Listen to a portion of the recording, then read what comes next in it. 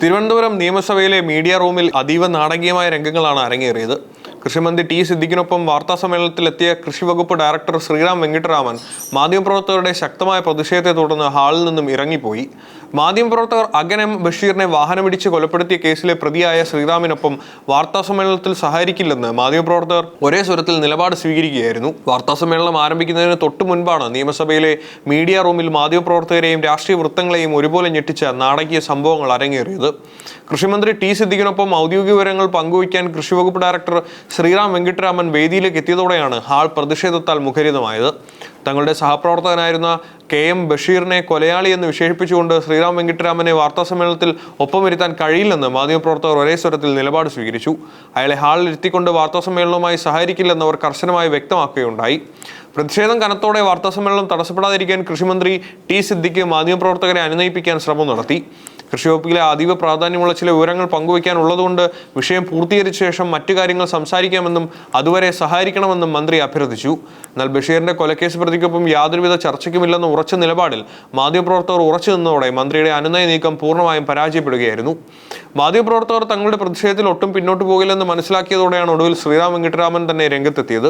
പ്രതിഷേധം ശക്തമായി തുടരുന്നതിനിടെ താൻ ഇറങ്ങിക്കൊള്ളാമെന്ന് മന്ത്രിയോട് വ്യക്തമാക്കി ശ്രീറാം വെങ്കിട്ടരാമൻ വാർത്താസമ്മേളന ഹാളിൽ നിന്നും പുറത്തേക്ക് പോവുകയായിരുന്നു.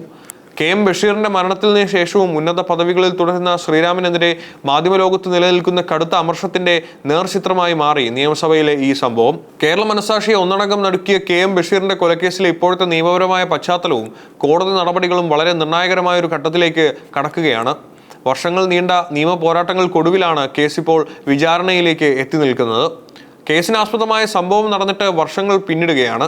മാധ്യമലോകത്ത് ഒരിക്കലും മറക്കാനാവാത്ത ആ കറുത്ത രാത്രി എങ്ങനെയായിരുന്നു എന്ന് നോക്കിയാൽ 2019 ഓഗസ്റ്റ് 3 പുലർച്ചെ ഒരു മണിയോടെയായിരുന്നു തിരുവനന്തപുരം മ്യൂസിയത്തിന് സമീപം വെച്ച് സിറാജ് പത്രത്തിന്റെ തിരുവനന്തപുരം ബ്യൂറോ ഓഫ് ചീഫ് ആയിരുന്ന മാധ്യമപ്രവർത്തകൻ കെ എം ബഷീറിനെ ശ്രീറാം വെങ്കിട്ടരാമൻ കാറിടിച്ച് കൊലപ്പെടുത്തിയത്. അമിത വേഗതയിലെത്തിയ ആഡംബര കാർ ബഷീർ സഞ്ചരിച്ചിരുന്ന ബൈക്കിന് പുറകിൽ ഇടിച്ചു തെറിപ്പിക്കുകയായിരുന്നു. സംഭവ സ്ഥലത്ത് തന്നെ ബഷീർ മരണപ്പെട്ടു. ഈ കേസിലെ ഒന്നാം പ്രതിയും പ്രധാന പ്രതിയുമാണ് ശ്രീറാം വെങ്കിട്ടരാമൻ. കേസിന്റെ പ്രാരംഭഘട്ടത്തിൽ പ്രതിപട്ടികയിലുണ്ടായിരുന്ന വ്യക്തിയെ പിന്നീട് കോടതി കുറ്റവിമുക്തനാക്കുകയായിരുന്നു. അപകടം നടക്കുന്ന സമയത്ത് ശ്രീറാമിനൊപ്പം കാറിലുണ്ടായിരുന്ന സുഹൃത്ത് വഫ ഫിറോസിനെ കോടതി നേരത്തെ കുറ്റപത്രത്തിൽ നിന്ന് ഒഴിവാക്കിയിരുന്നു. വഫയുടെ പേരിൽ രജിസ്റ്റർ ചെയ്തിട്ടുള്ള വാഹനമായിരുന്നു അപകടത്തിൽപ്പെട്ടത്. എന്നാൽ താൻ നിരപരാധിയാണെന്നുള്ള വഫയുടെ വാദം അംഗീകരിച്ചുകൊണ്ടാണ് കോടതി ഇവരെ കേസിൽ നിന്നും ഒഴിവാക്കിയത്. ഇതോടെ കേസിൽ വിചാരണ നേരിടേണ്ട ഏക വ്യക്തിയായി ശ്രീറാം വെങ്കിട്ടരാമൻ മാറി. നിരവധി തവണ കുറ്റപത്രം വായിച്ച് കേൾപ്പിക്കലും വിചാരണ മാറ്റിവെക്കലുകളും കഴിഞ്ഞാണിപ്പോൾ കോടതി കൃത്യമായൊരു തീയതി നിശ്ചയിച്ചിരിക്കുന്നത്. ദീർഘനാളത്തെ നിയമപരമായ തടസ്സവാദങ്ങൾക്കും അപ്പീലുകൾക്കും ശേഷം ഈ കൊലക്കേസിൽ വരുന്ന ഓഗസ്റ്റ് 1 കോടതി വിചാരണ ഔദ്യോഗികമായി ആരംഭിക്കാനിരിക്കുകയാണ്. കൃത്യമായ വിചാരണ നടപടികളിലേക്ക് കടക്കാൻ ദിവസങ്ങൾ മാത്രം ബാക്കി നിൽക്കെയാണ് പുതിയ കൃഷിവകുപ്പ് ഡയറക്ടറായുള്ള ശ്രീറാമിന്റെ പൊതുവേദിയിലെ സാന്നിധ്യം വീണ്ടും മാധ്യമപ്രവർത്തകരുടെ ഭാഗത്തു നിന്ന് ഇത്രയും വലിയൊരു പരസ്യ പ്രതിഷേധത്തിന് കാരണമായിരിക്കുന്നത്. നിയമം അതിന്റെ വഴിക്ക് നീങ്ങുമ്പോഴും തങ്ങളുടെ സഹപ്രവർത്തകന് നീതി ലഭിക്കുമെന്ന പ്രതീക്ഷയിലാണ് മാധ്യമ സമൂഹം. അപകടം നടന്ന സമയത്ത് കേസ് അട്ടിമറിക്കാൻ നടന്ന ശ്രമങ്ങളും മാധ്യമപ്രവർത്തകർ വാർത്താസമ്മേളനത്തിൽ ചൂണ്ടിക്കാട്ടുകയുണ്ടായി. അപകടം നടന്നുവിടാൻ വാഹനമോട്ടിച്ചത് വഫയാണെന്ന് വരുത്തി തീർക്കാനായിരുന്നു ശ്രീറാം വെങ്കിട്ടരാമനും പോലീസും ആദ്യം ശ്രമിച്ചത്. എന്നാൽ സംഭവ സ്ഥലത്തുണ്ടായിരുന്ന ദൃക്സാക്ഷികളും സഹപ്രവർത്തകരായ മാധ്യമപ്രവർത്തകരും കൃത്യസമയത്ത് ഇടപെട്ടതോടെയാണ് ശ്രീറാമിന്റെയും പോലീസിന്റെയും ഈ അട്ടിമറി നീക്കം പൊളിഞ്ഞത്. വർഷങ്ങൾ കഴിഞ്ഞിട്ട് മാധ്യമലോകം തങ്ങളുടെ സഹപ്രവർത്തകന് നീതി ലഭിക്കാനുള്ള പോരാട്ടത്തിൽ ഉറച്ചു നിൽക്കുന്നു എന്നതിന്റെ തെളിവാണ് ഇന്നത്തെ ഈ ബഹിഷ്കരണം. ശ്രീറാം വെങ്കിട്ടരാമനെ കൃഷിവകുപ്പ് ഡയറക്ടർ പദവി പോലെയുള്ള ഉന്നത ഔദ്യോഗിക പദവികളിൽ ഇരുത്തുന്നതിനെതിരെ പൊതുസമൂഹത്തിലും മാധ്യമത്തിലും ഇപ്പോഴും കടുത്ത അമർഷം നിലനിൽക്കുന്നുണ്ടെന്ന് ഇന്നലത്തെ സംഭവം അടിവരയിടുന്നു.